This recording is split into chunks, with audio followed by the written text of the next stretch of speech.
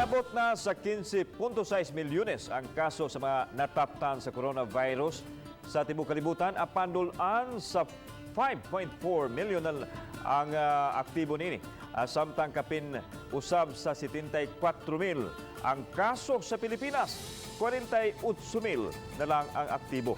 Kapin sa 7,000 usab ang aktibo sa COVID case diri sa Central Visayas ug 110 sa Eastern Visayas. Ani ang report ni Femari Dumabo.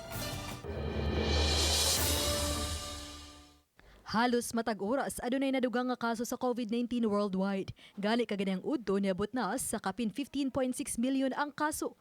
Apan base usab sa data, 5.4 milyon lang niini ang aktibo kay naayo naman ang 9.5 milyon.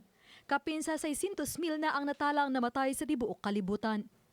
Dinhi sa ato sa Pilipinas miabot man sa 74,000 ang nangasakit sa COVID-19. Kapin sa 48,000 na lang noon kanila ang aktibo. 24,383 na ang naka-recover o 1,871 ang death. Sa data sa DOH7 alas 5 kagahapon sa hapon sa Central Visayas, 7,159 na lang ini ang aktibo. Gikan sa 14,687 nga natalang COVID case sa DOH7. 6,814 ang natalang recoveries ug 714 ang namatay. Sa mga kaso sa tunga-tungang Kabisayan, 2,825 niini ang gikan sa probinsya sa Sugbo. Apan 1,714 na lang niini ang aktibo. Pabiling 85 ang kaso sa Negros Oriental ug 37 niini ang aktibo.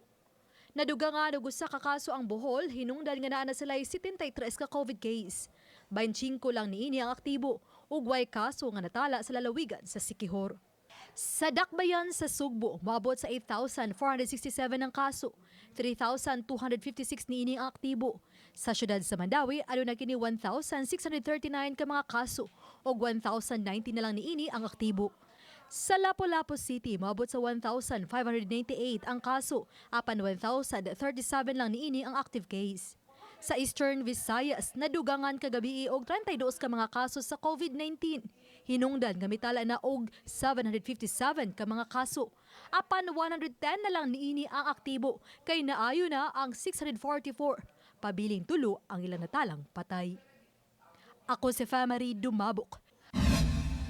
Balitang Bisdak.